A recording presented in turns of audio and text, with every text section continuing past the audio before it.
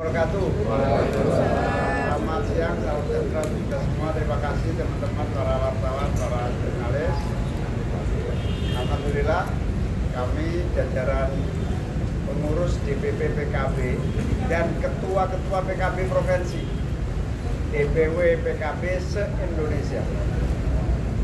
Ada ketua yang baru terpilih dari semua ini, ketua-ketua di provinsi yang baru semua.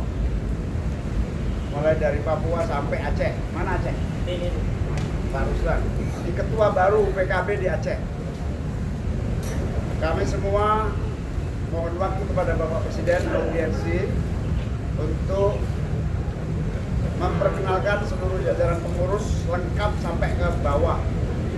Yang kedua, kami baru menyelesaikan Akademi Politik Kebangsaan Akpolbang, di mana calon-calon pengurus utama harus lulus mengikuti Akademi Politik Kebangsaan yang baru saja kami selesaikan beberapa hari yang lalu. Kami juga melaporkan kami telah melaksanakan rapat koordinasi dan menyampaikan berbagai ide, gagasan, usulan dalam rangka mensukseskan pemerintahan di bawah kepemimpinan Pak Prabowo. Beberapa hal kami telah menyampaikan.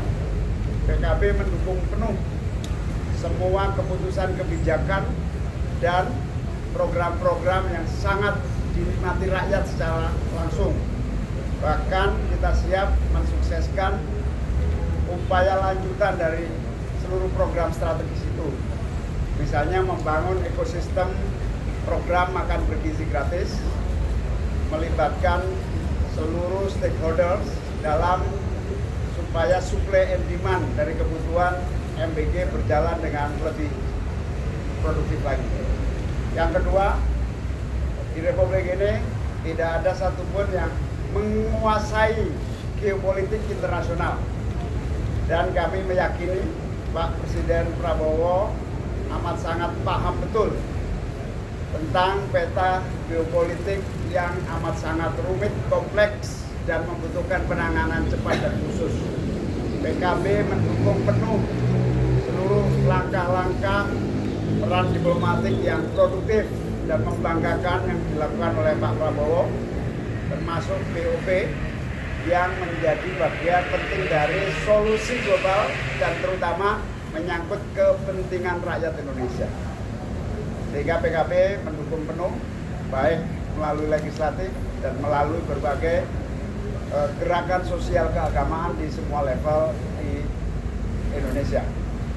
Yang ketiga, kami juga meyakini sepenuhnya Pak Prabowo telah mendeklar memimpin perubahan sistem, terutama perubahan sistem ekonomi yang sangat liberalistik, kompetitif, tanpa perlindungan kepada yang kecil, bergeser kepada ekonomi yang memberi ruang kepada yang kecil, bukan hanya yang atas. PKB menyebut ini sebagai kebijakan perubahan sistem ekonomi konstitusi.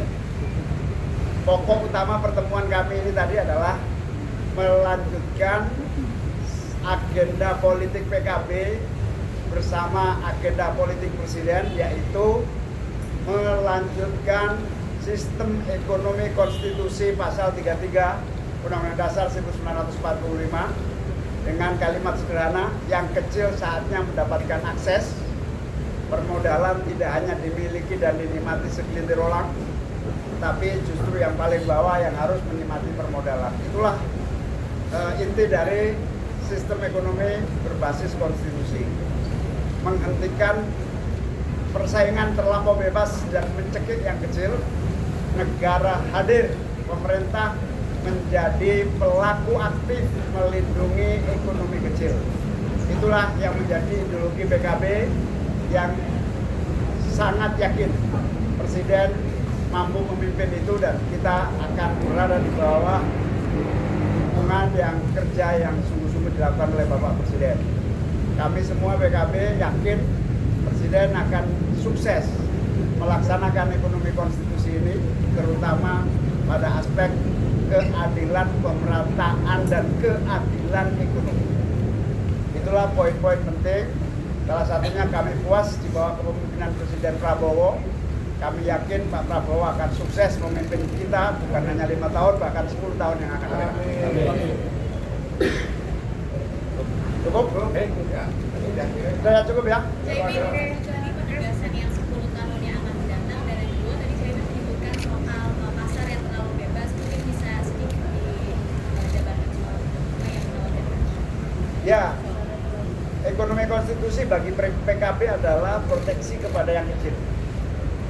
Termasuk kita menyampaikan kepada beliau dibutuhkan banyak regulasi supaya sistem ekonomi yang berkeadilan itu terwujud melalui undang-undang, peraturan pemerintah, keputusan-keputusan strategis, sehingga ekonomi tidak hanya dinikmati oleh atas.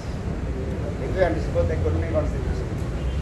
Yang kedua, PKB puas dengan kepemimpinan Pak Prabowo dan siap menjadi bagian utama yang menjadi apa istilahnya, garda terdepan. PKB siap jadi garda terdepan mensukseskan program-program Pak Presiden.